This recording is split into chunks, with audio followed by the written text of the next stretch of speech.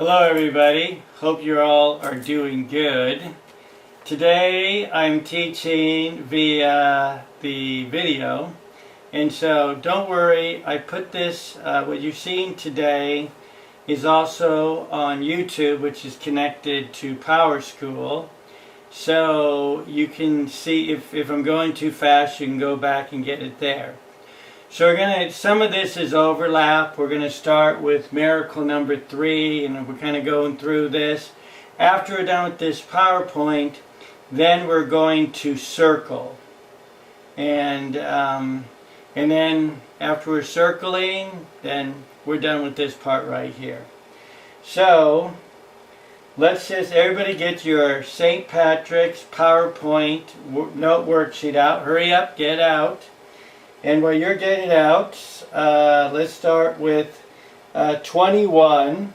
So the video did correct. It was Easter Sunday, and it was actually the Easter Vigil. No flames were supposed to be lit, except for at the Royal Palace, which is the answer for number 21, Royal Palace, right here. And then the Druids were all there because they were using their superstitions to keep control over the average person. Like, oh, you better do this, you know.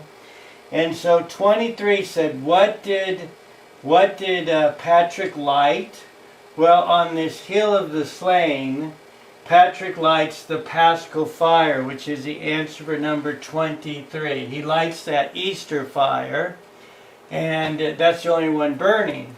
So anyway, the Druids are really mad about this. So the king gives an order to go ahead and put out the fire and punish whoever did it, which we know is Patrick. Okay, next slide. Alright, that's cool. Next slide is up there. We're on number 24. Were they able to put the fires out? No, the fires were not extinguished, and Patrick, shielded by divine power, gave unscathed from their snares assault. So were they able to, did they do any harm to Patrick? No. And so it was Easter Day, and they did this in the movie. Remember, he was dressed up as a bishop with mitre and crozier in episcopal attire. That means he was dressed up as a bishop. He goes over to where the kings are, and now there's competition on who's going to have the best miracle. So the video did this exactly. The Druids, by their incantation, brought a cloud of darkness over everybody. Patrick challenged them to remove the cloud, but they could not. All their efforts were in vain. Patrick then prayed, and the cloud disappeared, and there was light.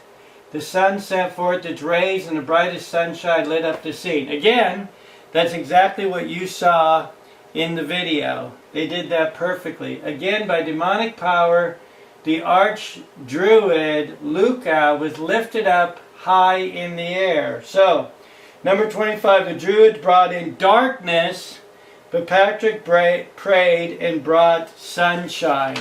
Darkness and sunshine. 26, what was the name of the arch-druid? Luca, right here. Right there. That's the name of it. And by whose power did he fly? Demonic. So he did float up in the air, but it was not an angel that was lifting him up. It was by demonic, an evil angel, a demon. That's how he was able to go up in the air. We forget that demons allow people to do miracles, but in an evil way. So he really is flying in the air. Everybody's oohing on like, oh wow, this guy just floated in the air. He must be a superpower. But what happened when Patrick prayed? Because Patrick knew it was by the demons and he was flying.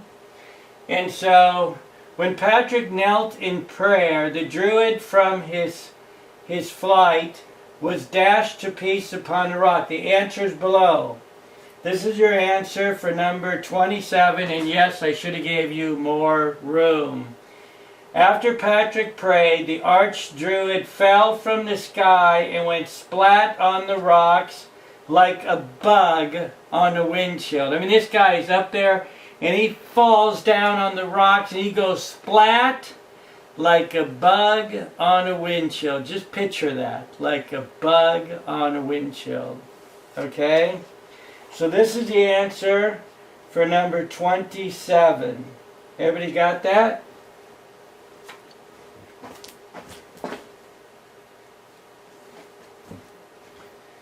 Okay, as you see, I'm zooming in on it, and if you didn't get it, don't worry, you can always go back and pull it up on Power School, okay?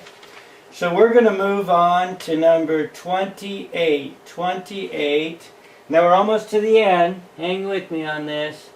Who is the patron saint of Ireland? Everybody and their dog knows it's St. Patrick, so that's a no-brainer. Now, from your book, we talked about who cut down the sacred old oak tree that you can tie a yellow ribbon around it. So, who would that be? The question is, oh, what century did he live in? We already had that, the 5th century. And who cut down the sacred oak tree? That was St. Boniface. The sacred old oak tree with the yellow ribbon around it, St. Boniface. And what country is St. Boniface the patron saint of? He's the patron saint of Germany. So, St. Patrick evangelized Ireland. St. Boniface evangelized Germany, meaning he brought the faith there. Then, what god? This oak tree, who remembers what god it was? Come on, I want to see hands. It was, let me hit this. Whose tree was it? The god of Thor. Okay, that wasn't supposed to do that, alright? Yeah, let me go back. The god of Thor. Okay, that's wrong. See if I can stick it there.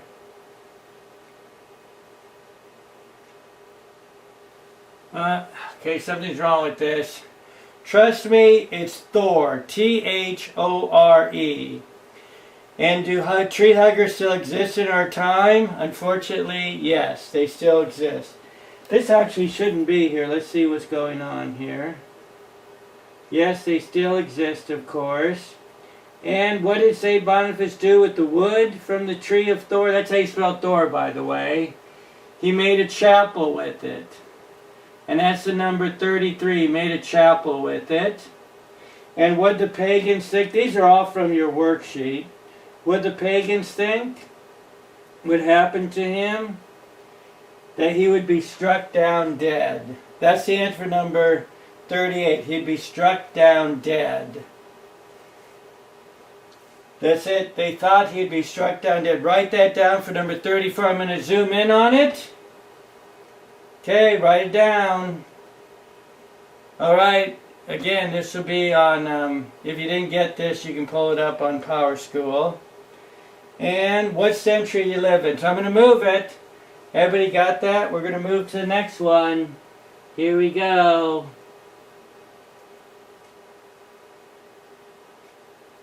8th century. 8th century. So I think that's it. 8th century. There it is. 8th century. And then it disappeared. Alright. Now we're going to switch over to circling. So get your 2-note worksheets out. And this might be a good time to pause the video and pass out your 5, maybe 6, 5. Your 5 worksheets, which are which supposed to be in Father's mailbox. So get those out. We're going to start with the 2-note worksheets, and we're going to do those other 5 in order. So do that now. Okay, we now are going to begin circling for all the papers we have. Should be 2-note worksheets and 5 worksheets, 1 to 5. Remember 3 and 4 back to back. And you got 2 and 2.5, alright? So, I don't have my clicker here. So the first one we're going to circle is number 3, which is, and this is from the note worksheet, St. Benedict pre-movie. Number 3, what did Benedict find in Rome? Party animals. Okay, we have to circle that one. And where did he live for 3 years? That's number 8, a cave. He lived in a cave. But you don't have to know the one to the right, just cave. And number 10, who was the holy monk who guided him at this time? And you know the answer. It's Romanos. Now the next ones, I have guest speakers. So they're going to tell you which one's a circle, and then to remind you in case you missed one, we'll go back to the PowerPoint. So let's start with Allison. Thank you. Hi guys. Okay, we're starting at number 11. Oh, 11. Who played the priest with the drinking problem that discovers Benedict in the cave? Father Holmes. Number 13. A community of monks asked him to be their abbot. Did Benedict think he was the right man for the job? No. Number 14. What did the monks not like about Abbot Benedict? Work. 15. So what did they decide to do about Benedict? Poison him's afternoon wine. 16. Why did their plan not work? When Benedict blessed the glass of wine, it shattered and the monks confessed.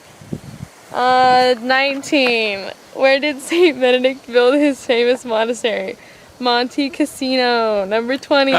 Okay, so number 11, Father Holmes. Number 13, no. Number 14, work. Number 15, poison afternoon wine. There'll be a short answer.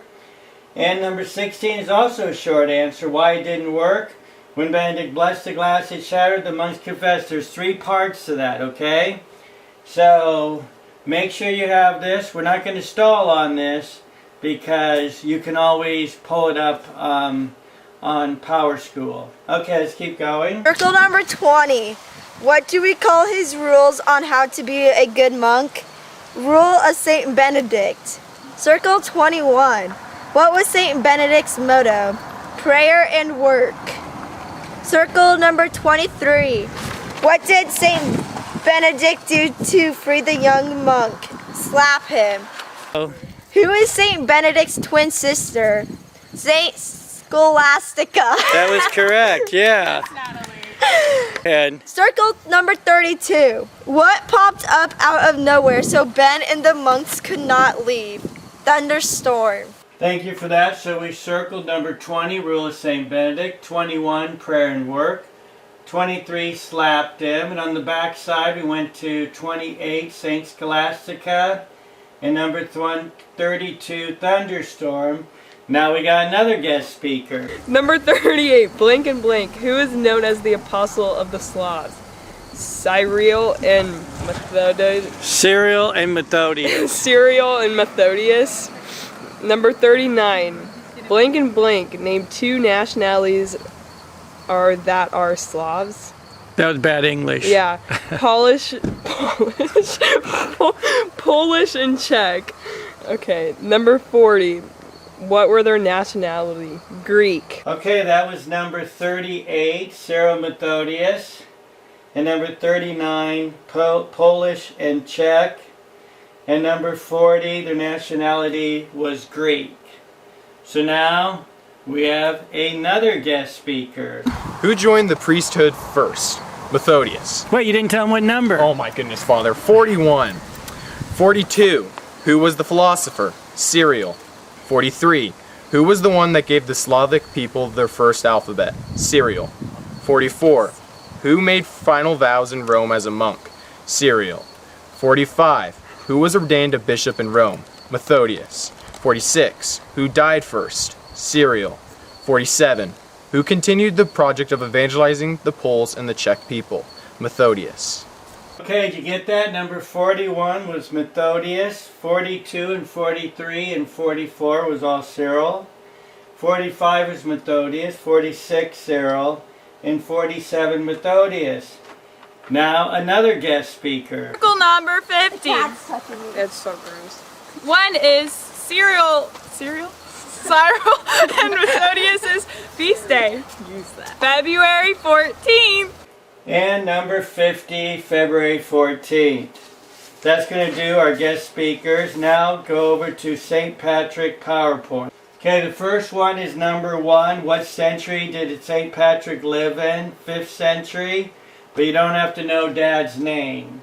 The next one you circle is number 2. What country was St. Patrick born in? Britain, number 2. And number 3, how old was he when he was captured? That would be 16 years old. Number 4, who captured him? Irish pirates of the Caribbean, okay? That's number 4. Number 5 is also circled. His job was shepherd. It was 6 years. By the way, you don't have to know the other side of 4. So he was a slave for 6 years. He was a shepherd. And number 6, what he started doing, and he had been doing for a while, that's pray. That's number 6, okay? Now skip all the way down to number 9. How do you know what God wanted him to do back in Ireland? This is a short answer. And if I can click it here, there we go. He kept having dreams. The Irish people kept calling him, "Come back, Patrick, come back." Remember that? Yes, you do. Okay, that's number 9.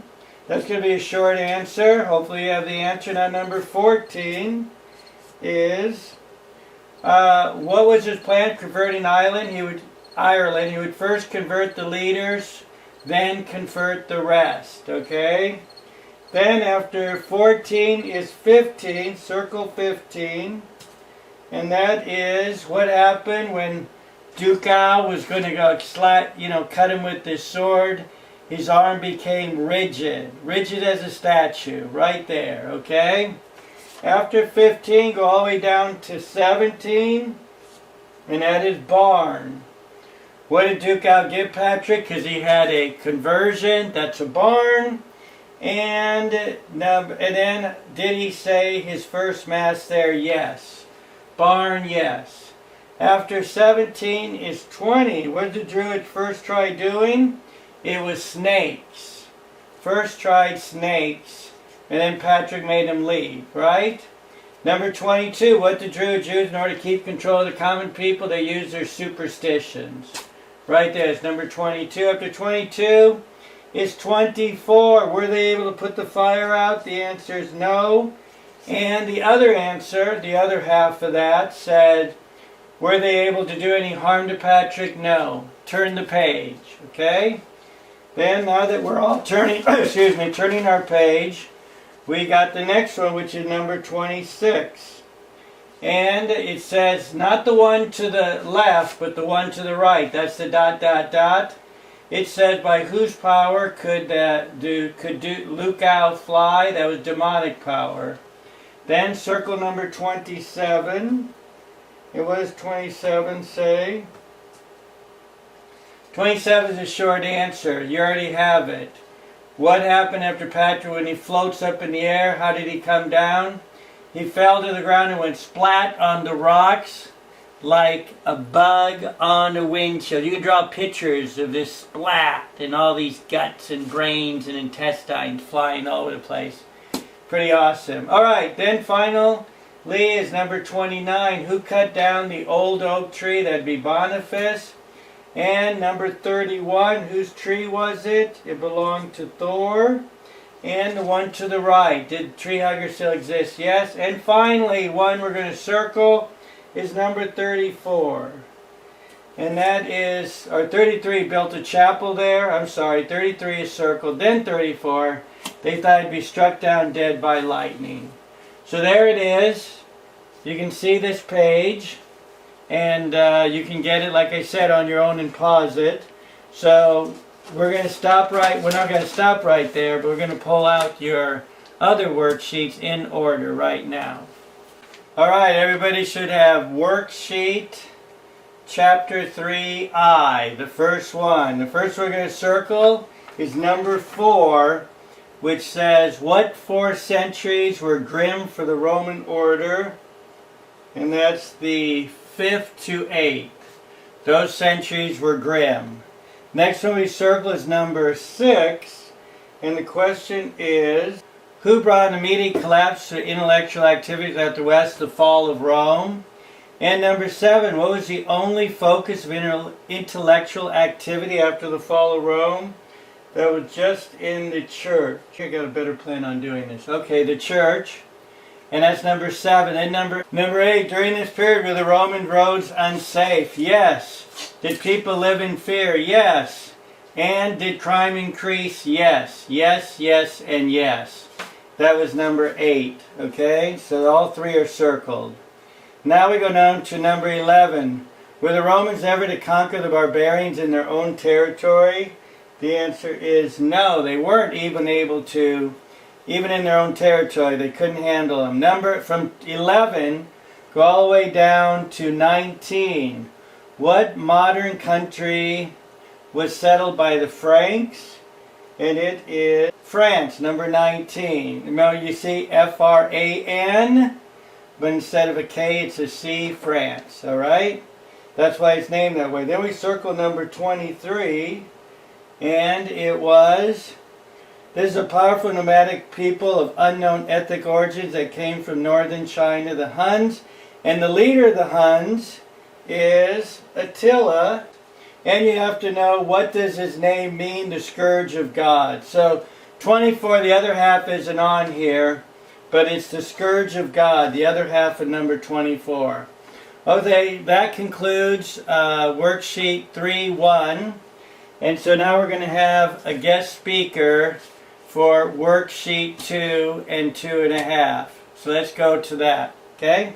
Howdy partners, welcome to Cowboy Rhinestone, right here live from Indianapolis, Wyoming, right here in the beloved countryside. I'm loving it right here.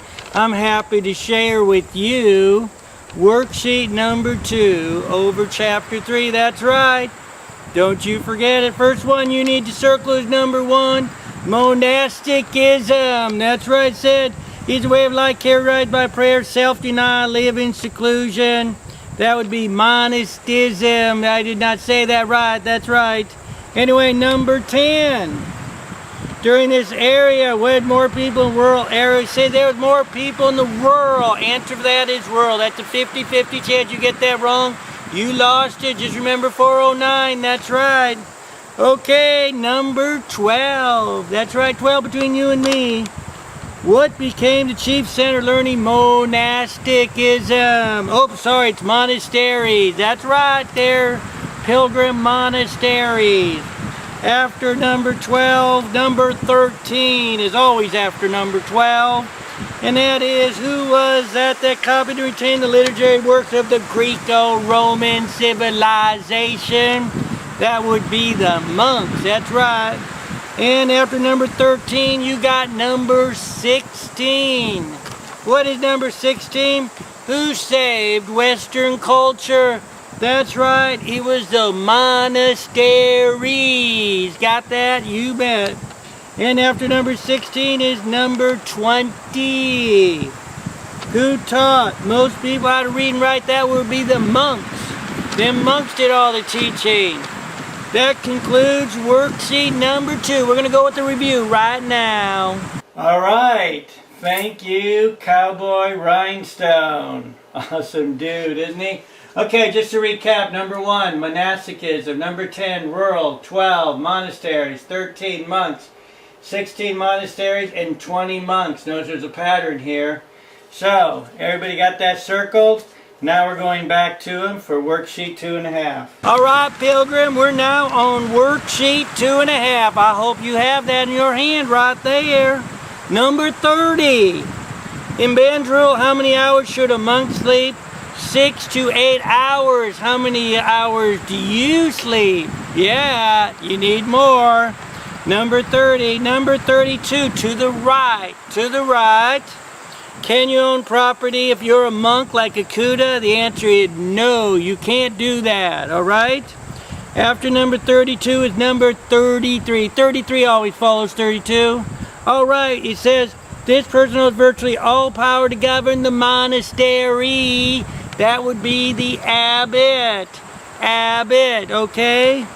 Then number 35. What 3 vows did a monk take? Poverty, chastity, and obesity.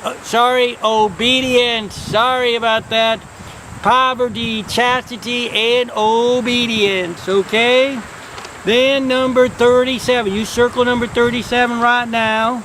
This is a solemn promise made voluntary by a person of reason to practice a virtue or perform some good deed in order to accomplish a future good. That we call a vow. A vow. after number 37, we got number 44. What title did St. Gregory take? Servant of the servant of God.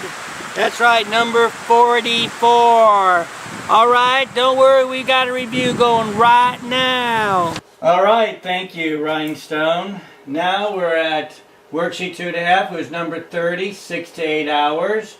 Number 32, only to the right, no. Number 33, Abbott. Number 35, poverty, chastity, and obedience. Number 37, a vow. And number 44, servant of the servants of God. Why don't you keep it English to make it simple for you, okay? So that's number 44. So if you don't have 44 in there, write that in there now. Pause this movie if you need it. We're going to go on. Well, first, we're going to go on. Saturday night we saw a movie about magic. So right now we got a magic trick some of the girls did. We're going to go to that right now.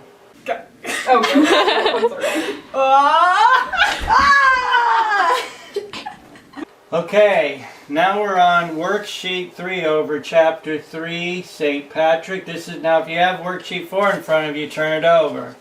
Okay, it's on the back side. So the first one we're circling is number 1, but just to the right. This is a repeat, the nationality of St. Patrick, Britain. Number 3 is a repeat too, who captured him, and that is Irish Pirates of the Caribbean. Number 5, unfortunately, is also neither one to the right you need to know for either 3 or 5. But 5 again is, yes, 6 years. And then after that go all the way down to number 11. We never asked that. When is his feast day? And that is March 17th, but you don't have to know the year he died, just the feast day.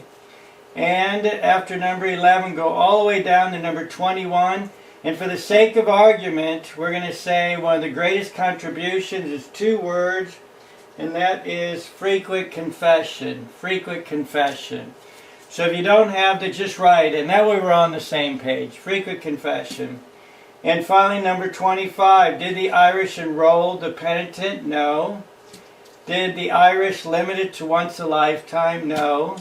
Did the Irish have to promise continence? No. So the Irish were a lot more relaxed on confession. And finally, number 27. Who had tremendous influence to bring about the custom of frequent penance?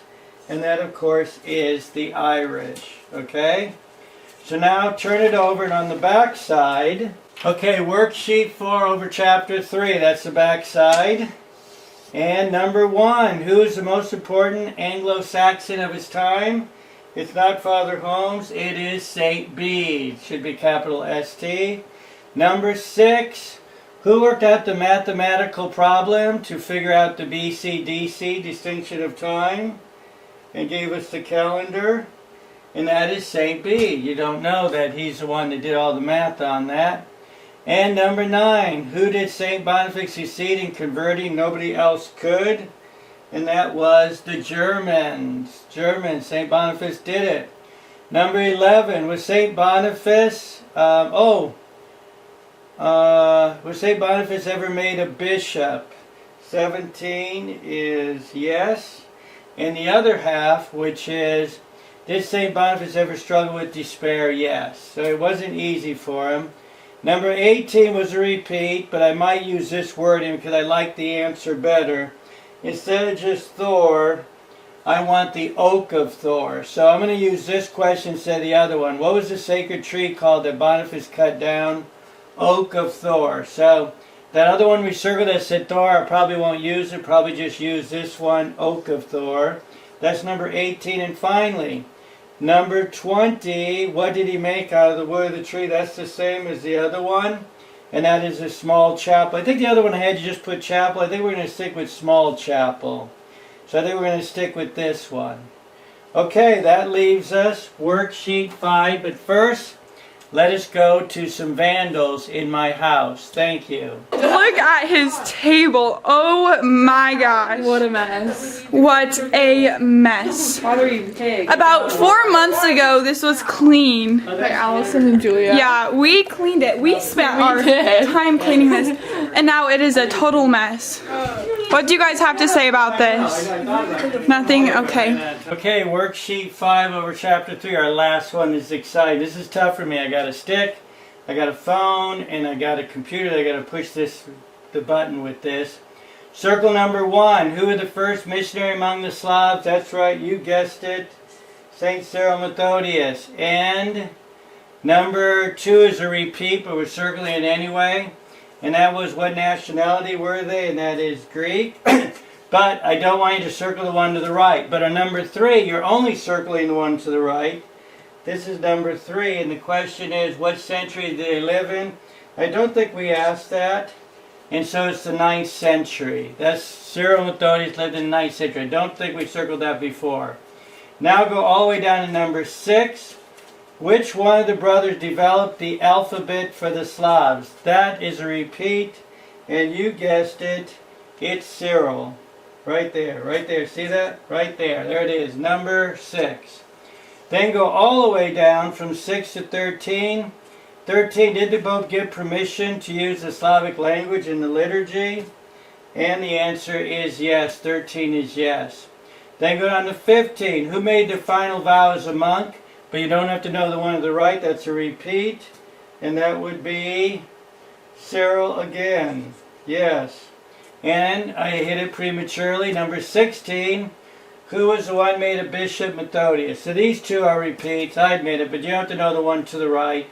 But 20, I don't think we circled that before. Ooh, I didn't notice that before. Yeah, we did. Number 20, I think this is not a repeat. And it said, who are the patron saints of Europe? Yeah, this is new. Saint Cyril Methodius. The one to the right is already circled, so you can circle it again if you want, but you don't have to. And, oops, get back over here. My picture is getting, there we go, there we go. Oh, that was it. Number 20 is the last one. Okay, now I want you to turn the page, and I'm going to turn the page too. Look at that. Watch this. Turn the page. There it is, back side. Now I got to do it on my phone somehow. I got to do it. Well, it's not. Wait, is it? Oh, now I should do it. There it went. Now I got to go done. Get out of here. There it goes. Done. There's the second one. Now I got to get it big. Okay, there we go. Number 27. Oh, I hate you. Number 27 says, who is the apostle of the Russians and Ukraine? Saint Vladimir. Very common Russian name to this day. Vladimir. Okay, after that, number 29. Did Saint Vladimir grow up as a typical pagan? Yes. That's yes. And the one to the right is also circled. Was he ruthless ruler? Yes, he was ruthless. Now we're taking a giant jump. Oh my gosh, I can't believe we're doing this. Giant jump to 40. Did Vladimir put forth the same enthusiasm now to focus living as a serious follower of Christ? Yes. That's number 40. 41. Does Christianity allow us to have more than one wife? Fortunately, you know this one, which is no. And the one to the right of that said, which wife did he keep? Anna. Okay? Now, number 43. What would he throw for the poor? And that was banquets. But you don't have to know the one to the right, just banquets. And after that one, there's one more. This is exciting. Number 52. Who was the mortal enemy to the Eastern Empire? That would be Islam. Okay, 52 is the last one, so you know it's going to be on the quiz. The quiz is tomorrow. Study your brains out. Good luck.